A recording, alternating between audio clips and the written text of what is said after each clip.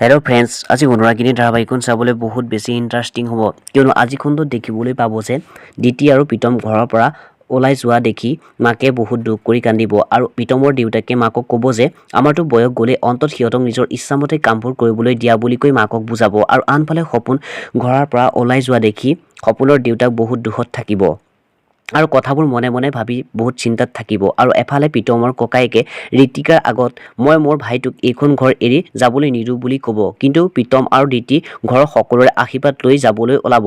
আৰু প্ৰীতমৰ জেঠাইকে দিতিক ক'ব যে আজি এইখন ঘৰ ভাঙি তুমি আমাৰ মনত যিমান কষ্ট দিছা, কাইলৈ তুমি নিজেও সেই কষ্ট পাব লাগিব বুলি দিতিক ক'ব। আৰু প্ৰীতমৰ দেউতাকে বায়েকক বেয়াকৈ ক'ব আৰু প্ৰীতম আৰু দিতি ঘৰৰ পৰা ওলাই যাব।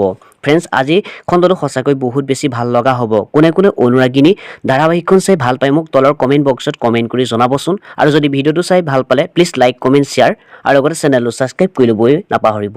ধন্যবাদ।